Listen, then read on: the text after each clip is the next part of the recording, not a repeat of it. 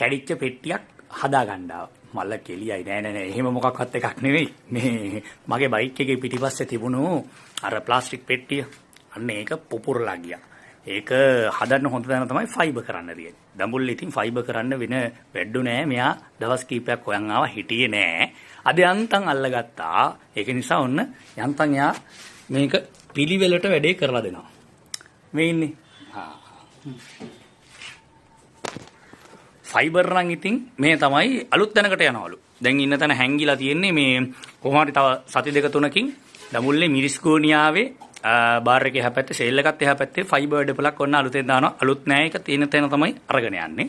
දැන් ෆයිබර් කරාට පස්සේ පිළිවෙලට තියෙයි. ආයෙ කාලයක් පාවිච්චි කරන්න තමයි තියෙන්නේ.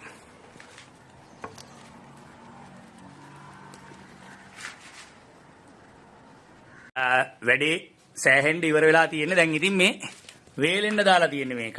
එතකොට මේ ඔන්න කිසි අවුලක් නැහැ. මෙන්න මෙයාව හම්බෙන්න ඇවිල්ලා ෆයිබර් කරගන්න ඕන නම් දඹුල්ලේ නිහාල් ෆයිබර් ග්ලාස් තව ටික දවසකින් පාරයිනේ බලන්න හම්බෙයි. මේ වගේ ඇතුළට ඇවිල්ලා හොයාගෙන එන්න ඕනේ නෑ.